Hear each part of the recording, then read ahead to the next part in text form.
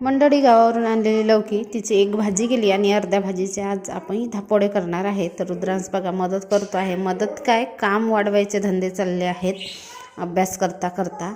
तर त्याने तर काय करायचं ते केलं। नंतर मी लौकी किसून घेतली, त्याच्यामध्ये तिखट, मीठ, हळद, कांदे, टमाटर, कोथिंबीर हे सगळं साहित्य चवीपुरतं टाकून घेतलं। तांदळाचं पीठ, गव्हाचं पीठ, दोन्ही पीठ हाफ हाफ करून जेवढं त्याच्यामध्ये पीठ मिक्स होईल तेवढं मिक्स करून घेतली आणि मस्त पातळ पातळ आपले धपाटे थापून घेतले आणि मस्त कुरकुरीत होईपर्यंत भाजून घेतले। तसंच अभ्यास चालू आहे रुद्रांशचं, माझं स्वयंपाक पण चालू आहे आणि त्याचं अभ्यास घेणं पण चालू आहे। तिकडे टी व्ही वगैरे चालू असते तर तो किचनमध्येच येतो अभ्यास करायला आणि मी स्वयंपाक करता करता मग त्याला अभ्यास पण सांगू शकते, म्हणजे माझे दोन्ही काम होतात एका वेळेस। आणि थंडी वाढली आहे मैत्रिणींनो, तर सगळ्यांनी आम्ही स्वेटर घातलेला आहे।